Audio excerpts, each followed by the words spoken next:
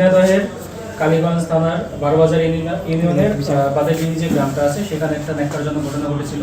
5 বছর বয়সী একটি মেয়ে তাবাসসুম মেয়েটি হঠাৎ করে নিখোঁজ হয়ে যায় এবং পরবর্তীতে খোঁজাখুঁজির একটা পর্যায়ে পরের দিন 26 তারিখে সকালে পাশের গ্রামে তার বস্তাবন্দি লাশটা পাওয়া যায়। খবরটা আপনারা সবাই জানেন। এটা শুধু কালীগঞ্জ বা ঝিনাইদহ না, এটা সারা বাংলাদেশেই একটি আলোচিত ঘটনা এবং এই ঘটনাতে সারা বাংলাদেশের মানুষই আসলে বাকরুদ্ধ হয়ে যায় এমন নির্মমতা দেখে। তো আমাদের কাছে প্রথম দিন যখন যেদিন বাচ্চাটি নিখোঁজ হয় 25 তারিখে, সেদিন আমরা নিখোঁজ সংবাদ পেয়েছিলাম। আমরা পরিবারকে সাথে নিয়ে সমস্ত জায়গা চষে বেরিয়েছিলাম। ওই দিন আমরা পাইনি দুর্ভাগ্যজনকভাবে, কিন্তু পরের দিন সকালে আমরা যখন পাই এবং এই তাবাসসুমের বস্তাবন্দি লাশটি যখন আমরা উদ্ধার করি, তখন আমরা সাথে সাথেই এটা নিয়ে কাজ শুরু করি। আসলে এই ঘটনাটি কে ঘটিয়েছে, কোথায় ঘটিয়েছে, কিভাবে ঘটিয়েছে।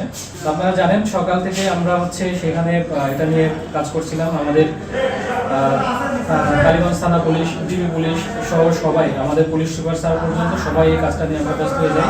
একটা পর্যায়ে আমরা মানে বলা যায় একরকম এটা ক্লুলেস একটা ঘটনা ছিল। তো আমরা আসলে কোনো কিছুই প্রথম দিকে খুঁজে পাচ্ছিলাম না। আপনারা জানেন গতকালকে আপনারাও সেখানে ছিলেন।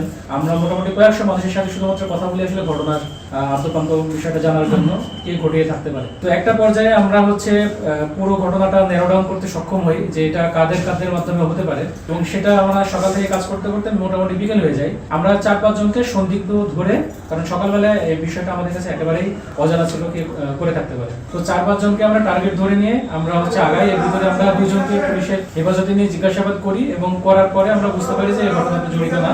এই পর্যায়ে আমরা আসল যে আসামি তার ব্যাপারে আমরা প্রথম কাজ পাই যে এই ঘটনাটা ঘটিয়ে থাকতে পারে। প্রথম আমরা তার নামটা জানতে পারি। তখন আমরা শিওর ছিলাম না, কিন্তু যখন তার ব্যাপারে স্থানীয়ভাবে আমরা যোগাযোগ করি এবং স্থানীয়ভাবে লোকজনের সাথে কথা বলি, তখন আমরা জানতে পারি যে তার নাম ওই ব্যক্তিটার নাম আবু তাহের। আবু তাহেরের বাড়িটা আসলে ওইখানেই ছিল। ভিকটিমের যে বাড়িটা, তার ঠিক 2টা বাড়ির পিছনেই আবু তাহেরের বাড়ি ছিল। কিন্তু এখন তারা ওইখানে বসবাস করে না। এখন তারা চলে এসেছে নিয়ামতপুর ইউনিয়নের ফারাসপুর যে গ্রামটা আছে, এই গ্রামে এখন তারা সপরিবারে চলে এসেছে। এখানে ভাড়া বাসায় থাকে।